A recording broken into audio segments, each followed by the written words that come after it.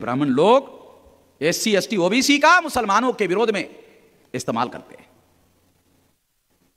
मुसलमानों के दंगा और फसाद में हमारे लोगों का इस्तेमाल करते हैं। यही नहीं, अभी और सुनिए। और SC ST OBC के लोग किसी मापदंड में हिंदू नहीं है। शेड्यूल कास्ट हिंदू नहीं है, शेड्यूल ट्राइब हिंदू नहीं है, OBC हिंदू नहीं है। मैं चुनौती देता हूं ब्राह्मणों को, कौन से धर्मशास्त्र में तुम्हारे SC ST OBC को हिंदू लिखा हुआ है? बताओ। उनके हिंदू में दलित है? हिंदू कहाँ दलित में आते हैं? आप बताइए। जब हमको मंदिर जाने तक का अधिकार नहीं है तो फिर कहाँ से वो मंदिर जाने तक का अधिकार, कहाँ से फिर वो हिंदू है? अगर उसको धुतकारा जा रहा है, पीटा जा रहा है, मारा जा रहा है, घोड़ी पे चढ़ने के लिए। जीवन यात्रा पूर्वी भारत में ओडिशा के एक छोटे से आदिवासी गांव से शुरू की थी। मैं जिस पृष्ठभूमि से आती हूँ वहाँ मेरे लिए प्रारंभिक शिक्षा प्राप्त करना भी एक सपने जैसा ही था, लेकिन अनेक बाधाओं के बावजूद मेरा संकल्प दृढ़ रहा और मैं कॉलेज जाने वाली अपने गांव की पहली बेटी थी। नमस्कार दोस्तों, वीडियो शुरू कर उससे पहले मैं बता दूं आपको कि राष्ट्रपति द्रौपदी मुर्मू को पूरी तरह से दरकिनार करते हुए नए संसद भवन का उद्घाटन करने का मोदी का निर्णय न केवल बड़ा अपमान है बल्कि हमारे लोकतंत्र पर सीधा हमला भी है, जिसका उसी भाषा में जवाब देने की ज़रूरत है। दोस्तों, भारत के राष्ट्रपति वरीयता में सबसे पहले स्थान पर आते हैं और भारत के उपराष्ट्रपति के बाद प्रधानमंत्री तीसरे स्थान पर आते हैं। लेकिन 2014 के बाद पनपे नए भारत में संवैधानिक बारीकियों और प्रोटोकॉल की किसी को भी परवाह नहीं है। देश एक बार फिर से गुलाम हो चुका है। अब किसी ने गुलामी तो देखा नहीं था, जो अंग्रेज क्या किया था, कैसे भारतीयों को गुलाम बनाया था। इसका उपाय यही है, जल्दी से जल्दी अपना आँख खोलिए। Thank you. और मोदी शासन के सभी कामों को सही ठहराने की कवायद की जा रही है। दोस्तों, वहीं 19 से 20 विपक्षी दल भी इसका विरोध कर रही है और इस उद्घाटन में शामिल न होने की बात कही है। दोस्तों, यह 20 से 21 पार्टियां ने एक संयुक्त बयान जारी कर कहा है कि वे 28 मई को प्रधानमंत्री नरेंद्र मोदी द्वारा नए संसद भवन के उद्घाटन समारोह का विरोध करेंगे। क्या भारतीय जनता पार्टी सिर्फ उन्हें इसलिए नहीं बुलाना चाह रही कि वे एक अनुसूचित जनजाति से आती हैं? क्या भारतीय जनता पार्टी ने या केंद्र सरकार ने कहा जाए तो राष्ट्रपति कोविंद को इसलिए नहीं बुलाया क्योंकि एक शुभ कार्य में वो नहीं चाहते कि दलित राष्ट्रपति उस समय आते? पूरा देश का दलित समाज, अनुसूचित जाति, अनुसूचित जनजाति का समाज इसको देख के बहुत दुखी है, बहुत व्यथित है।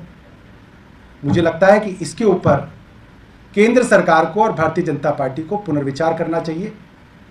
वर्षों से भारतीय जनता पार्टी के ऊपर दलित विरोधी होने का आरोप लगता रहा है। भारतीय जनता पार्टी को सवर्णों की, अगड़ों की पार्टी कह के अक्सर बुलाया जाता रहा है। प्रधानमंत्री पर संसद को खोखला करने का आरोप लगाते हुए उन्होंने कहा कि राष्ट्रपति मुर्मू को पूरी तरह से दरकिनार करते हुए नए संसद भवन का उद्घाटन करने का मोदी का निर्णय न केवल बड़ा अपमान है बल्कि हमारे लोकतंत्र पर सीधा हमला भी है, जिसका उसी भाषा में जवाब देने की ज़रूरत है। उन्होंने कहा कि यह अशोभनीय कृत्य है जो राष्ट्रपति के बड़े दफ्तर का अपमान है और संविधान की साख और भावना का उल्लंघन करना है। ये समावेश की भावना को कमज़ोर करता है, जिसने राष्ट्र को अपनी पहली महिला आदिवासी राष्ट्रपति का जश्न मनाते हुए देखा है। हमसे ही कहलवाते गर्व से कहो हम हिंदू है। काहे के हिंदू रे? काहे के हिंदू? हम लोगों को गालियां देते हो, दिलवाते हो और हमसे ही कहलवाते हो साले गर्व से कहो हम हिंदू। दोस्तों, वहीं भीम आर्मी प्रमुख चंद्रशेखर आज़ाद ने कहा है, जो भाजपा देश के सर्वोच्च पद पर बैठे दलित आदिवासी समुदाय के व्यक्तियों को मात्र सम्मान भी नहीं दे सकती, वो इन वर्गों को उनके अधिकार कभी नहीं देगी। उनकी सच्चाई पर सामने आ चुकी है, इसलिए अब हमारा यह समाज इनके बहकावे में न आए। इस अपमान का अब वोट की चोट से इनको सबक सिखाए। दोस्तों, उन्होंने आगे कहा कि जिन भाजपाइयों ने पहले दलित राष्ट्रपति व उनके बाद पहली महिला आदिवासी राष्ट्रपति का खूब ढिंढोरा पीटा था, उन्होंने जब नए संसद की नींव रखी गई तब तत्कालीन राष्ट्रपति रामनाथ कोविंद को नहीं बुलाया गया। अब संसद भवन के उद्घाटन में वर्तमान राष्ट्रपति महामहिम द्रौपदी मुर्मू को न बुला करके भाजपा सरकार दलित आदिवासियों को जानबूझकर अपमान कर रही है। इतनी आत्ममुग्धता ठीक नहीं है कि संघ के संपूर्ण कार्यपालिका शक्ति जिसमें निहित है उसे ही अनदेखा किया जा सकता है। दोस्तों वहीं आगे कहा, सरकार शायद भूल गई है कि जिस संसद का उद्घाटन किया जा रहा है दोनों सदनों के साथ राष्ट्रपति अपने आप में उसका एक अंग है, जिसे संसद के सत्र आहूत करने की शक्ति प्राप्त है। उन्हें ही उद्घाटन में न बुलाकर संविधान निर्माताओं की भावनाओं का आहत किया जा रहा है। दोस्तों इसी पर ST/SC विरोधी भाजपा करके ट्रेंड चला और बस महज कुछ ही घंटों में ये ट्रेंडिंग करने लगा और नंबर 1 पे आ गया। कि सपने उन्हीं के पूरे होते हैं जिनके सपनों में जान होती है और पंखों से कुछ नहीं होता दोस्तों, हौसलों से उड़ान होती है।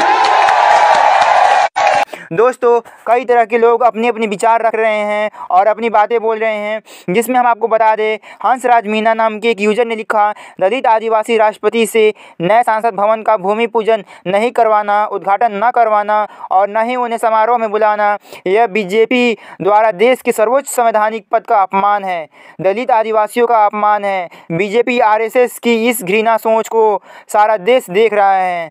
दोस्तों महज कुछ ही घंटों में 29,400 ट्वीट करके इसे ट्रेंडिंग कराएं।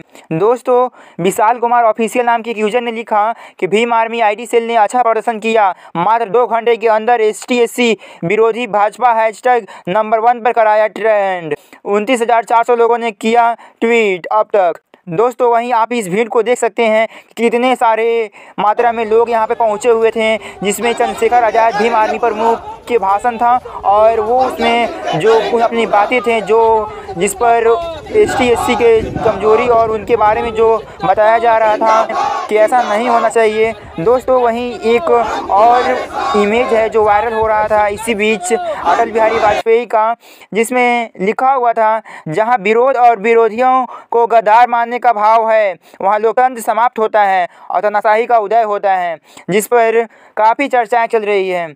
दोस्तों वहीं आप ये इमेज देख सकते हैं अलग अलग जगह का और अलग अलग जो यात्राएं निकाले गए हैं इनके खिलाफ में, ST/SC के बचाव में और इनके सपोर्ट में। तो वहीं पे कई नेताओं ने इनके सपोर्ट में अपने जय भीम, जय भारत, जय जौहार। साथियों एक बार फिर भारतीय जनता पार्टी का जातिवादी चेहरा आया सामने।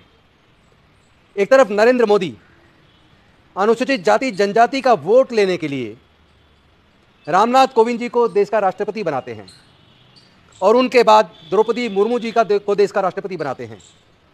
लेकिन दूसरी तरफ जब संसद का नया भवन बनाने का उद्घाटन करते हैं, शिलान्यास करते हैं, तो उस वक्त के राष्ट्रपति रामनाथ कोविंद जी को नहीं बुलाते। और आज जब संसद भवन बनके तैयार है और 28 तारीख को उसका ओपनिंग करना है, इनॉग्रेशन करना है, तो देश की राष्ट्रपति द्रौपदी मुर्मू जी को नहीं बुला रहे हैं। चूँकि रामनाथ कोविंद जी अनुसूचित जाति से थे, द्रौपदी मुर्मू जी अनुसूचित जनजाति से हैं, तो भारतीय जनता पार्टी की सोच में ही अछूतपन है। भारतीय जनता पार्टी की मानसिकता में जातिवाद भरा हुआ है। इनके एक एक कर्म सारे चेक करेंगे तो पाएंगे कि अनुसूचित जाति जनजाति के लोगों को न्याय देने के लिए तैयार नहीं है। ये पिछड़े वर्ग के लोगों को भी न्याय देने के लिए तैयार नहीं है। इनको वोट तो चाहिए दलितों, पिछड़ों, आदिवासियों का, हिंदू के नाम पर, लेकिन उसके बाद फिर ये अछूत हो जाते हैं, फिर ये पिछड़े हो जाते हैं। क्योंकि OBC को न्याय देने के लिए जिस सर्वे की जरूरत है, जिस डाटा की जरूरत है, जिसके लिए जातिगत जनगणना का होना बेहद जरूरी है, उसको केंद्र सरकार ने पूरी तरीके से नकार दिया। आज जिस तरीके से नरेंद्र मोदी जी के नेतृत्व में पूरे अनुसूचित जाति जनजाति पिछड़े वर्ग का अपमान हो रहा है, देश की महिलाओं का अपमान हो रहा है, पूरे देश को इसके बारे में बोलना चाहिए। ध्यान दिए। दोस्तों आपको बता दें मोदी 28 मई को नए संसद भवन का उद्घाटन करने वाले जो दिन हिंदू राष्ट्रवाद राजनेता, कार्यकर्ता और लेखक BD सावरकर की वर्षगांठ वाला दिन है। उन्होंने इससे पहले 10 दिसंबर 2020 को इसका शिलान्यास किया था और भूमि पूजन समारोह किया था। भवन के निर्माण के समय मोदी ने इसका निरीक्षण किया था और मीडिया ने व्यापक रूप से और बड़ी प्रमुखता से कवर किया था। साथ ही मोदी से निर्माणाधीन हाल और ढांचे संरचना का भी सर्वेक्षण दिया। दोस्तों, जो तारीख 28 मई को चुनी गई है वो तारीख सावरकर जयंती है। और इसमें आपको बता दें, उद्घाटन के दिन जो तारीख तय की गई है वो सावरकर से जुड़ी है, जो कि विपक्षी नेताओं का रास नहीं आ रहा है, जिनमें से कई ने इस बात का जिक्र किया है कि अंडमान की सेलुलर जेल से अपनी रिहाई के लिए सावरकर ने ब्रिटिश अधिकारियों को दया याचिका दी थी। इस तथ्य पर भी रोशनी डाली गई कि सावरकर भारत छोड़ो आंदोलन के दौरान ब्रिटिश शासन के साथ खड़े थे और बैरिस्टर, राजनेता और पाकिस्तान के संस्थापक मोहम्मद अली जिन्ना से पहले उन्होंने प्रस्ताव दिया था कि हिंदू और मुसलमान नामक दो अलग अलग राष्ट्रों का गठन किया जाए, जिसके बाद में दो राष्ट्र के सिद्धांत के रूप में प्रचारित किया गया था। दोस्तों, आपको हम बता दें कि राष्ट्रपति संसद का अभिन्न अंग होते हैं। दोस्तों, सबसे बड़ी बात यह है कि भारत के राष्ट्रपति वरीयता के मामले में सबसे पहले स्थान पर हैं और भारत के उपराष्ट्रपति के बाद प्रधानमंत्री तीसरे स्थान पर आते हैं। तो राष्ट्रपति देश के मुखिया होते हैं, क्योंकि जो लोकतांत्रिक संसदीय प्रणाली है उसके प्रमुख भारत के राष्ट्रपति होते हैं। किसी का भी चयन होता है, यहाँ तक कि जब प्रधानमंत्री को भी शपथ दिलाई जाती है, कोई किसी भी का चयन हो तो राष्ट्रपति जी के नाम से होता है। कोई स्टैंडिंग काउंसिल बनता है, कुछ और बनता है तो राष्ट्रपति जी के नाम से बनता है। और दूसरी तरफ हम देख रहे हैं कि जब संसद का भवन बनने को तैयार है, ऐसे टाइम पे राष्ट्रपति जी को ना बुलाया जाना, जबकि सब जानते हैं तीनों सेनाओं के प्रमुख राष्ट्रपति होते हैं। पूरे भारत की इस लोकतांत्रिक संसदीय प्रणाली के प्रमुख राष्ट्रपति जी होते हैं, लेकिन राष्ट्रपति जी को ना बुलाया जाना, इसका सिर्फ एक कारण है कि अगर द्रौपदी मुर्मू ना होती, कोई ब्राह्मण अगर देश का राष्ट्रपति होता तो उनके हाथ से शिलान्यास कराया जाता और उन्हीं के हाथ से आज इसका उद्घाटन होता। कैसे हो सकता है कि प्रधानमंत्री जो तीसरे नंबर पर आते हैं वे नए संसद भवन का उद्घाटन कर रहे हैं और राष्ट्रपति नंबर 1 पर होने के बावजूद भी इससे बाहर हैं और उन्हें कार्यक्रम में आमंत्रित भी नहीं किया गया है। दोस्तों, ऐसा घटना 2019 में भी हो चुका है राष्ट्रपति रामनाथ कोविंद के साथ, जो कि ST/SC से बिलोंग करते थे। इसी में ST/SC समुदाय के लोग और देश के अपोजिशन पार्टियां काफ़ी इसका विरोध में खड़ी हुई है और इसके खिलाफ बोल रही है। दोस्तों, इस पर आपकी क्या राय है हमें कमेंट बॉक्स में ज़रूर बताएं और चैनल पर नए आए हैं चैनल ज़रूर सब्सक्राइब कर लें। धन्यवाद।